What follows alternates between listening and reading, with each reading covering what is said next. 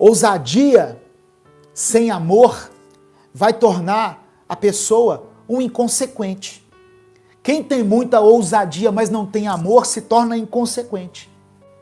Quando Pedro teve ousadia, mas não teve amor, não teve discernimento, ele cortou a orelha de uma pessoa, como se aquilo fosse solução.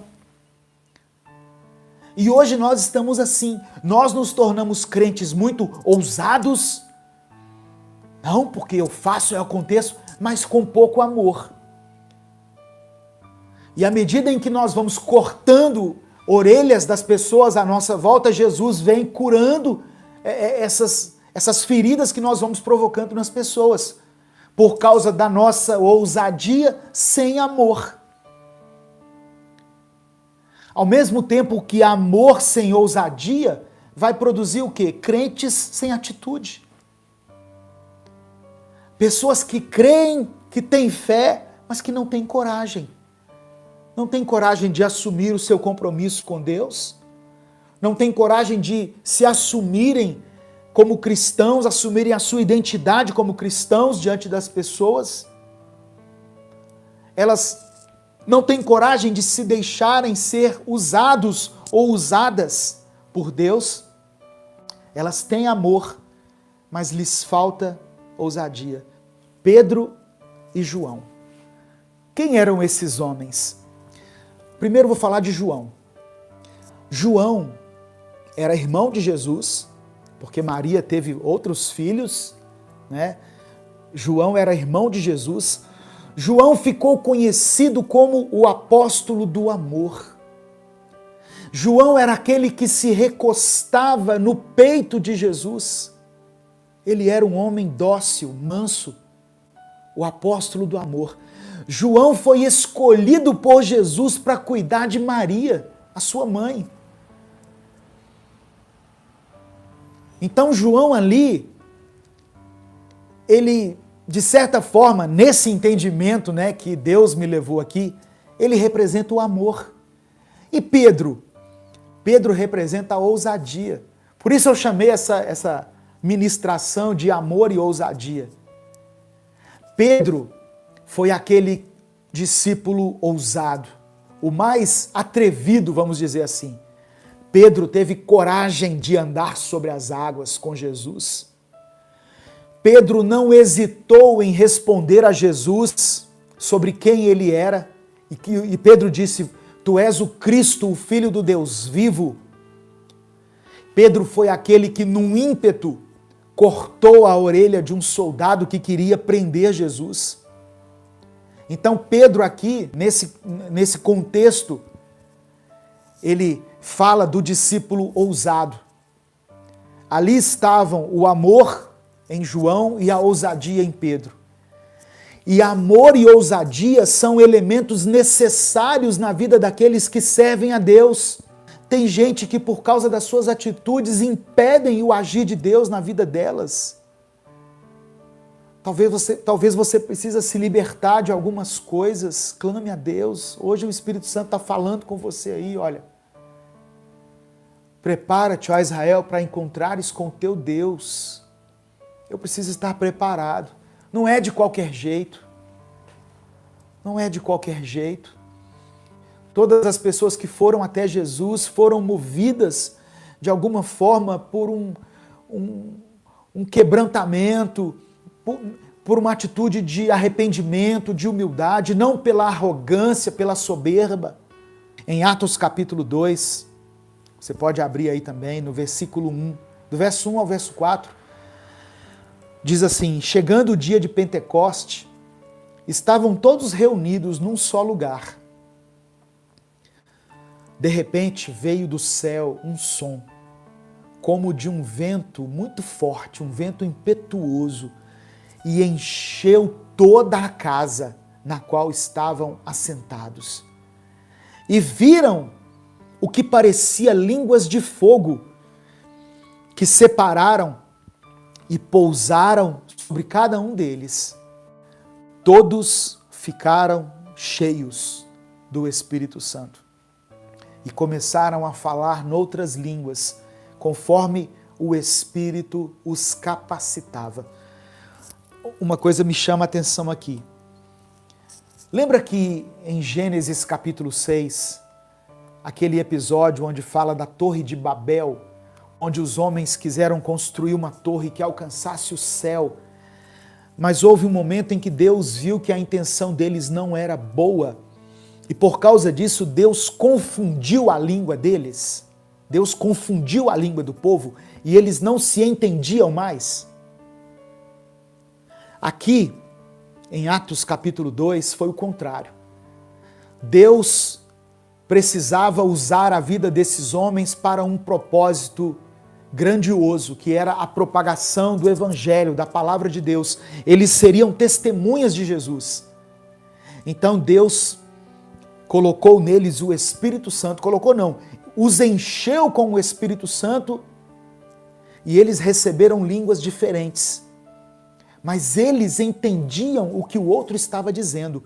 Embora falassem numa língua diferente, eles entendiam uns aos outros. O que eu quero dizer com isso? Para que o propósito da igreja se cumpra, para que o evangelho se torne conhecido, para que Jesus seja glorificado, Deus promove a unidade no meio da igreja. Ainda que eu fale uma língua diferente, ainda que eu tenha um ponto de vista diferente. E hoje nós temos visto muito isso, uma polarização, mesmo no meio da igreja. Gente que é da esquerda, gente que é da direita, gente que é do centro, não falam a mesma língua. Mas o Espírito Santo, quando ele chega, ele promove a unidade.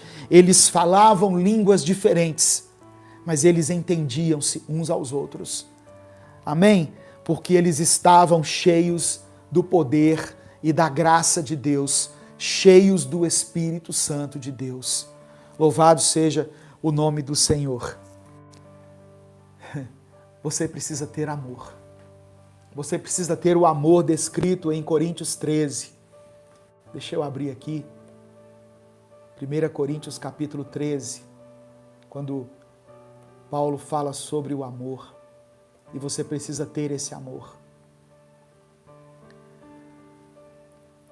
A partir do verso 4, Paulo diz assim: o amor é paciente, o amor é bondoso. Você é paciente? Você tem sido uma pessoa paciente? Ah, pastor, mas eles me azucrinam aqui, eles me talham o meu sangue. Não, eu estou falando você. Você tem sido uma pessoa paciente? Você é uma pessoa bondosa? Ou você busca somente os seus próprios interesses? Você é uma pessoa egoísta? Você reparte o que você tem com os outros? Quando você é abençoado, você quer abençoar alguém? Ou você simplesmente vai lá e declara o seu amor para Deus, mas você não tem atitude para com o próximo? Paulo continua falando assim, olha, o amor não inveja, e tem muitos crentes invejosos, muitos crentes que ficam se comparando com outras pessoas e tendo uma atitude de inveja, mas o amor, verdadeiro amor, não é invejoso. Não se vangloria, não se orgulha. Deixe que as pessoas te elogiem, não elogie a você mesmo, deixe que os outros falem de você. O amor não maltrata, não procura os seus interesses, não se ira facilmente. Essa pandemia nós temos percebido que muitos casais têm se divorciado, têm se afastado. Procure ajuda, meu irmão, minha irmã, porque os nossos nervos estão à flor da pele. A falta de socialização tem feito com que nós descarreguemos a nossa indignação um no outro. E às vezes tem duas pessoas convivendo um com o outro e eles estão triscando todo dia, ferro com ferro todo dia. Aí vai chegando o momento em que um não suporta mais a cara do outro. Mas o verdadeiro amor não maltrata. Então não maltrate quem você ama. Não procure os seus interesses, não fique irado facilmente, não guarde rancor das pessoas. Não se alegre com a injustiça, mas se alegre com a verdade. Tudo sofre, tudo crê, tudo espera, tudo suporta. O amor nunca morre. Profecias vão desaparecer, as línguas vão cessar, conhecimento passará, mas o amor nunca morre. Amém? Eu li só até aqui o versículo 8 de 1 Coríntios 13. E do amor que tem que ser manifestado em atitudes. E para termos essa atitude, muitas vezes precisamos ter ousadia. O medo é o contrário da ousadia. Às vezes nós temos esse amor, mas nós temos medo de expressar. Em 2 Timóteo capítulo 1, versículo 7, diz assim: porque Deus não nos tem dado o espírito de covardia, mas de poder, de amor e de moderação. Então, peça a Deus que você tenha ousadia, para que o amor que você tem por Deus e pelas pessoas seja expresso em atitudes. Sabe, irmãos, eu fico às vezes comparando aquele Pedro que negou Jesus. Lembra que Pedro negou Jesus por 3 vezes? Ou melhor, Pedro negou Jesus depois que o galo cantou 3 vezes?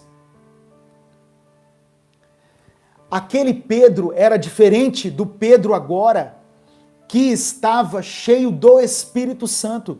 Talvez aquele Pedro que negou Jesus, ele tenha tido medo da morte, da perseguição, do julgamento das pessoas. Mas agora, com o Espírito Santo, ele não tinha mais medo dessas coisas. Ele estava cheio do Espírito Santo, por isso ele poderia enfrentar qualquer adversidade. Quando nós somos cheios do Espírito Santo de Deus, nós nos tornamos instrumentos de milagre na vida das pessoas. Quando nós somos cheios do Espírito Santo, nós podemos ministrar cura na vida daqueles que estão no nosso caminho, daqueles que estão vivendo das migalhas, das esmolas que o mundo oferece.